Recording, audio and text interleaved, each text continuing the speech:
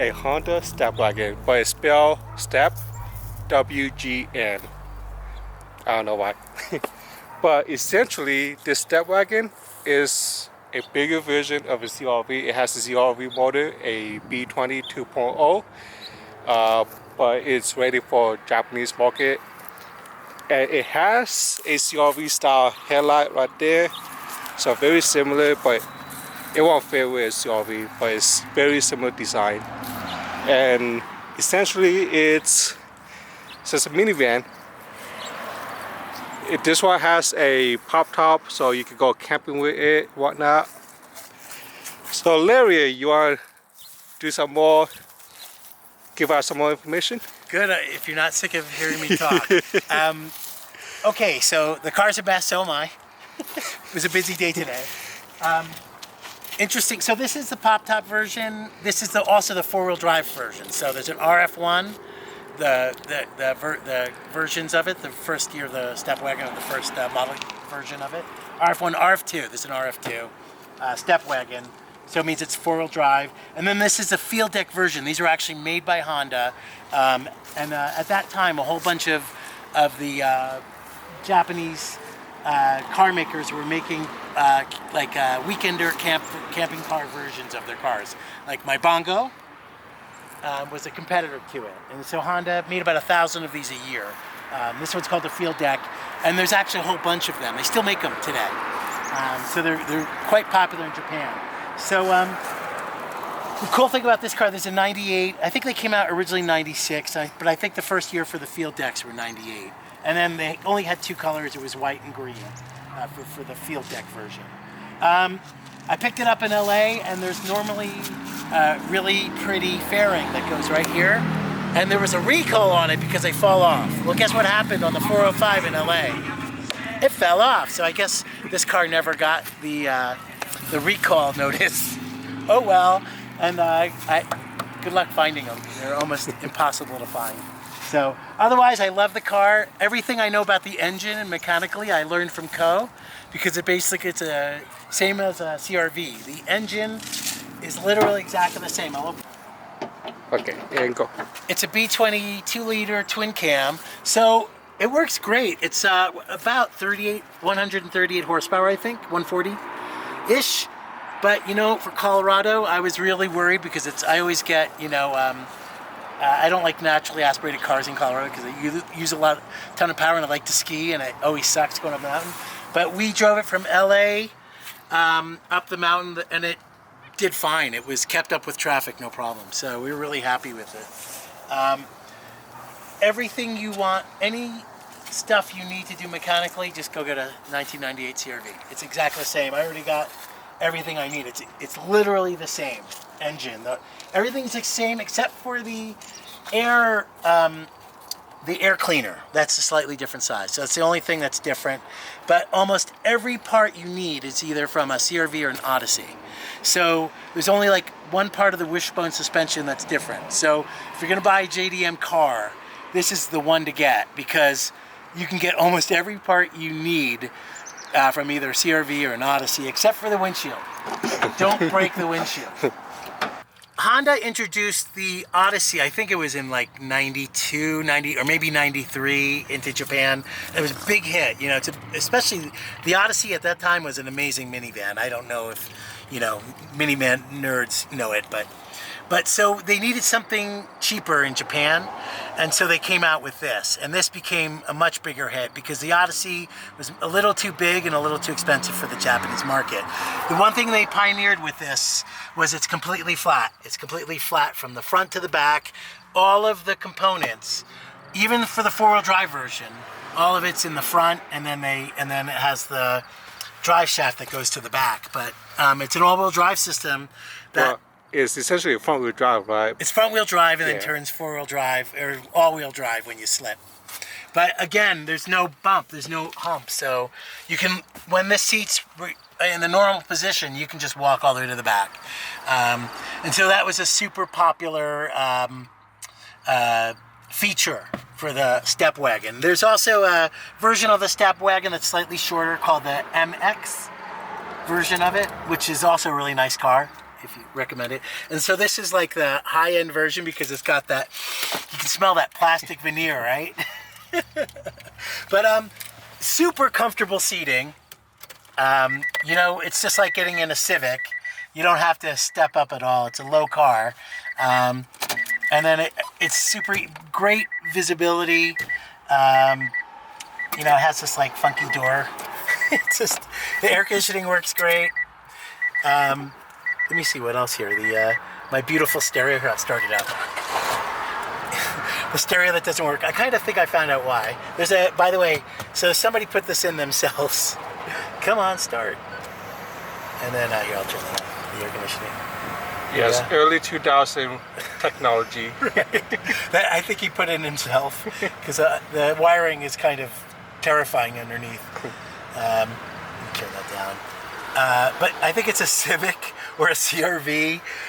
Isn't it the exact same? So a Civic cluster, CRV cluster, similar design. Yeah, pretty much the same thing. So in Japan, there was essentially no options for this car. It was one, and it came with just one engine, one, you know, I mean, you couldn't really option anything except four-wheel drive.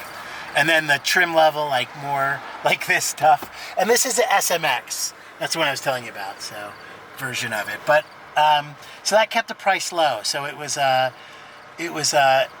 so it became a huge hit in Japan. I think it became like one of the best-selling minivans. Still is one of the best-selling minivans in Japan. It's super popular. And now this style is very popular because it's kind of got the beach look to it. So people really like the look of these now. Oh yeah, the cup holder's kind of cool. Yeah, so here's a cup holder. That's pretty cool. Yeah, the tray. Mm-hmm. It's got two glove boxes. Yep. And this is also the cup holder. Oh, this is priority heating for the back. So it actually means priority heater for the rear. It says rear priority heater.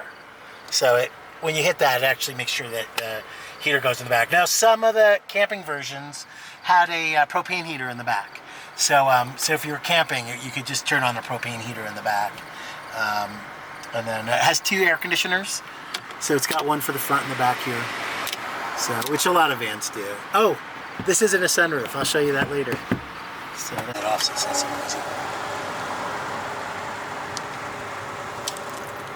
So another thing I want to point out is, yes, the cluster is a CRV. It lights up orange just like it, but it also shares some features or parts. I mean, from the CRV, like the mirror, exactly from the CRV.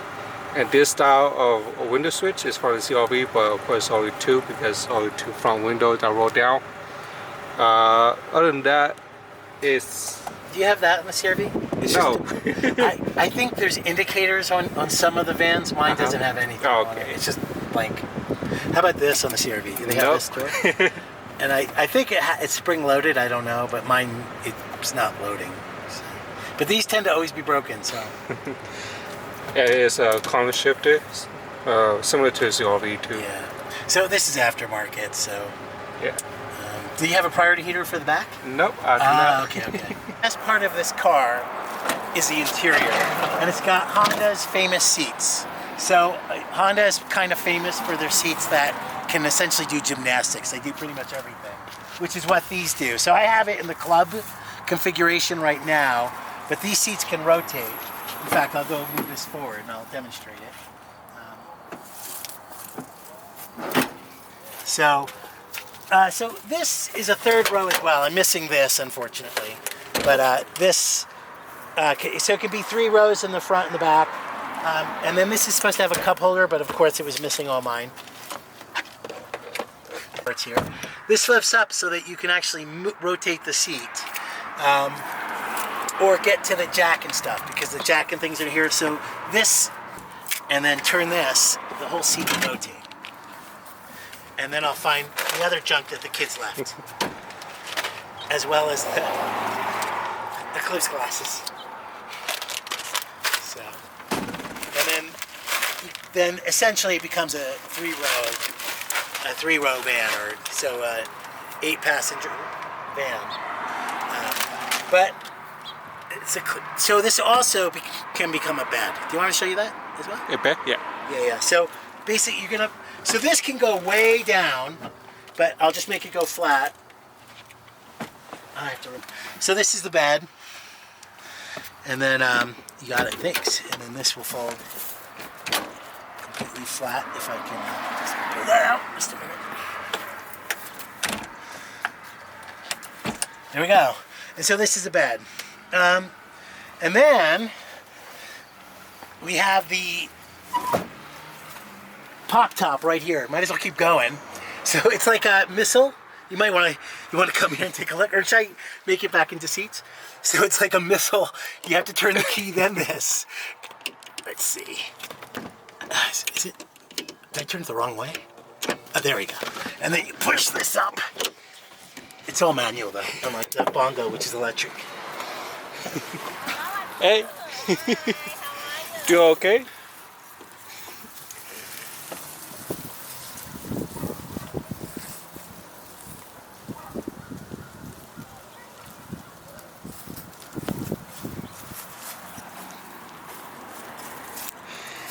So it's dark in here now, but I can open this, give you a bit more light.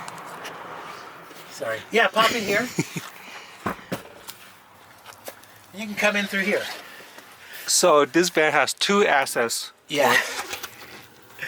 So, and this is made from a wet suit material, so it's really warm in the winter, unlike some others. When you close it, you put these here so it pulls in.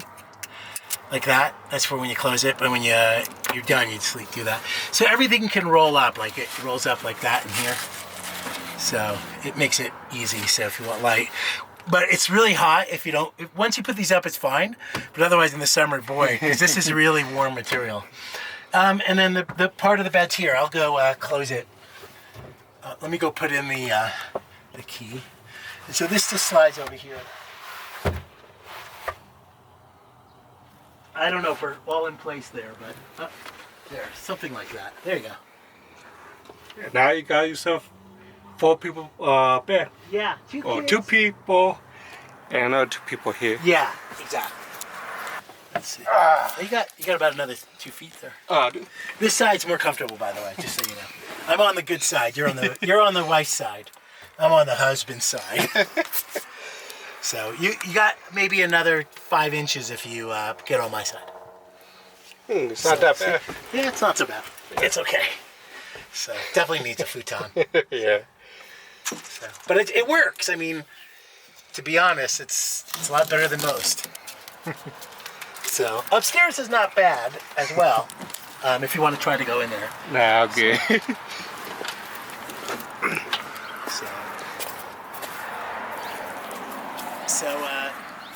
But yeah, that's it. It works pretty well. The kids love the club seating on it. They just, my son's friends love it. When they're like, "Hey man, would you change the interior of your car?" I'm like, "No, I changed the whole car. They didn't notice." It's like the other car's silver. So normally there's a windshield wiper here, but I'm painting it, so oops. But it still works, and it's got the washer. The cool thing is this mirror actually works. Like some of the cars have tinting, so you can't see, but this works great. You look in the rearview mirror, and this is a mirror, and you can see how close you are to the car behind you. Yeah, so this is essentially a 90s version of backup mirror. Exactly, and it works well. I'm happy with it. So, yeah. And then, so the seats are all the way back here. But if you want more space, basically you pull on the same thing that you made a bed with, but it goes down even a little further, like that. And then, part 2. You pull on the thing here. It's easier from the front, but I have to go there anyway. You bring this all the way down, even further. Let's see, I think I have something here. So it goes even further down like that. And then under the seat's like a little lever. If I can get to it. Sorry. There it is. And then this pops up. And then this will hook in here. That comes down, and then you're good. So, and people put motorcycles in here. They put this thing all the way back or flat. They can get scooters and motorcycles in here. So, it's actually quite spacious. Also, it's really easy to remove these seats. It's just 2 bolts that go right here. It has a removable compartment, and so people do that all the time. They'll remove these seats completely. This actually is designed to pop out, I swear. But you can see right here, it's actually, the whole thing comes out, and it's just 2 bolts. So that's, so people will pop it out to make it, for hauling shit. So this interior design, we did guide by a much smaller version, and you can find it in the Honda Element.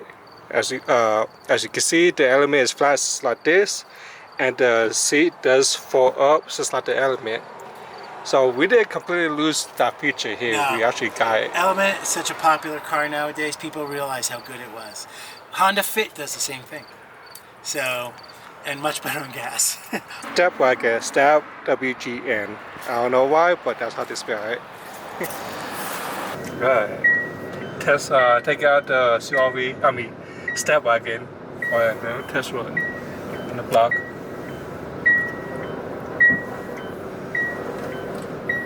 Someone's seatbelt? No, we're backing up. Oh, okay. That's the backup shot? Yeah, I think so. We'll find out. Yeah. All Japanese cars have that.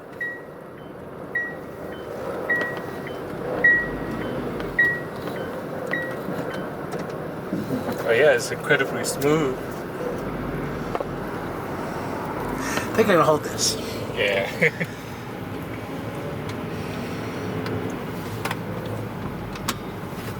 Does this work? Yeah, but I had to use a plug from the bongo. Oh, okay. I have one here. You want to use it? Yeah. Okay. So it drives like a SUV. It drives like a CRV also. It feels just like a CRV. Does it drive just like a CRV? Yeah, it does. Cool, that's good. Oh, there it is. Now it's working. Okay. So, turn the camera. So this is the heads-up display. That is absolutely not stock. I bought it off of Amazon on Prime Day for 25 bucks. But it's great. You just plug it in and it goes. Yeah, I like this one a lot better than the one that I have right now. I'm about to got one for myself. Yeah. And you can. It's easy to take from car to car. Yeah. And it's powered by GPS, so you just plug it into the cigarette outlet and it's right by the GPS. It's nice. Yeah, and then also like the time, everything comes from the satellite, so it's really easy to use. So, and it even has automatic dimming. Yeah. So yeah, so for nighttime and stuff. So after a while, you don't even look there anymore at the regular dashboard. Yeah, I like this. I like driving this. I do too. It's gotten a lot of attention. People are really interested in it, which really makes me shocked. I was like, oh, it's gonna be, this car is so beat up. Mm-hmm. I wanted a field deck that was 4-wheel drive. Most of them aren't. So 4-wheel drive isn't that common. So, but they made many versions of it. They have ones that have a whole bunch of camping stuff in the back, as well as heaters and things like that. So they make a great, if you only have room for one car, that's a great, weekender kind of camping vehicle, or great for skiing, stuff like that. There's a table that usually, I didn't get it, but there's normally a table between the club seat and the back seat, so it makes it really cool for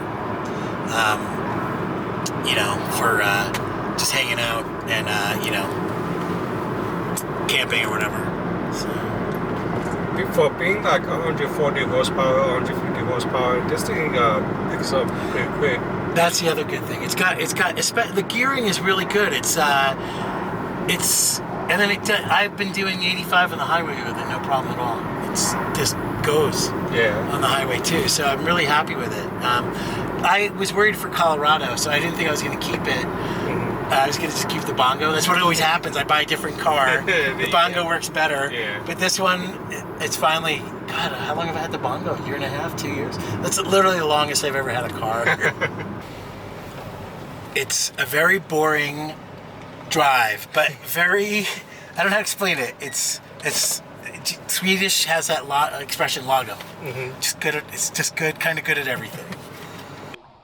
That was a Suzuki. So that was a Suzuki 8000 drove, and it was pretty fun. Keep up with traffic. Keep up. Once the turbo kick on, it keep up with traffic, and it was just hauling ass for a small car. Also drove the Stepwgn that's over there. That was also fun too. A little boring, but it's pretty fun. So I'm going to put both the videos up. So check out both the videos if you guys have time. We might take both the vehicles off-roading in the future. I don't know, maybe soon. But he is going to bring in more 3D cars in the future. So go ahead and like, sub, and subscribe to keep up with the content. Thanks guys, until then, see you guys next time.